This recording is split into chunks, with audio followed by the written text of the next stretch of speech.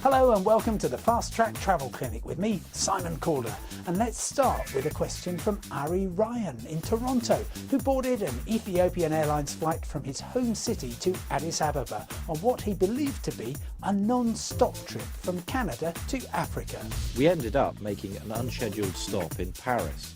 I subsequently learned that two colleagues on the same route on separate days also had unscheduled stops in Paris or Rome. We paid extra for a direct flight. Do we have any recourse? Ari, direct doesn't always mean non-stop, but in the case of Ethiopian Flight 503 from Toronto to Addis Ababa, it's supposed to. With a distance of more than 7,000 miles and a journey time of over 14 hours, it's one of the longest flights in the world. Ethiopian Airlines told me it does all it can to stick to the timetable, but if headwinds are unhelpful, then the plane has to stop along the way, adding several hours to the journey. A flight that Christoph Flink booked from his hometown in Shanghai to Moscow did go non-stop. The problem was he wasn't aboard because the Aeroflot flight was overbooked. All I was offered was a flight the next day and a third-class hotel for the night. Am I entitled to compensation? Christoph, most airlines overbook from time to time because they know there are usually some no-shows. In the USA and Europe, there are strict rules about how the airlines must handle overbooking, for example by offering rewards to passengers who are prepared to take a later flight. But elsewhere in the world, your rights are much less clear.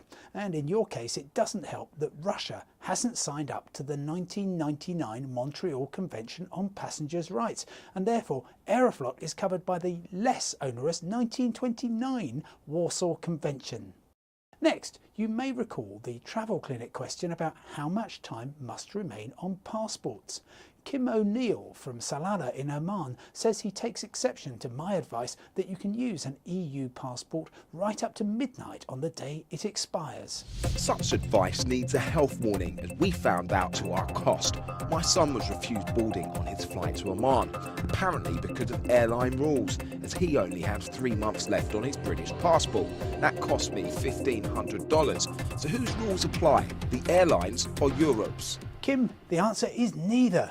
The destination country, in this case Oman, decides. The Royal Oman Police say visitors' passports must be valid for not less than 6 months. The airline correctly applied that rule. My advice was purely about travelling within the EU. I made no promises about the rest of the world, where a tangle of different rules apply. I hope this stressful and expensive episode reminds everyone who's watching to check their passport expiry date now. And if the 6-month mark is getting close, apply for a replacement today. Finally, Alex Venter from Queensland in Australia is flying from Brisbane to London on New Year's Eve via Hong Kong. We land in Hong Kong at 6 p.m. and depart at 1 in the morning on New Year's Day. What would you recommend we do during these 7 hours? We are British passport holders. Can we leave the airport? Yes, you can, Alex, and ultra-efficient Hong Kong airport is ideal for a quick escape between flights. It's all a question of planning. Get some Hong Kong dollars in advance to save time when you land. Your baggage will be checked straight through to London, which means you can get through customs and immigration in a flash. Buy a same-day return ticket for the Airport Express train for 100 Hong Kong dollars, which is about 13 US dollars. And 24 minutes later you'll be at Hong Kong Central and immersed in one of the most exciting places on the planet. From me, Simon Calder, bye for now and see you in 2013.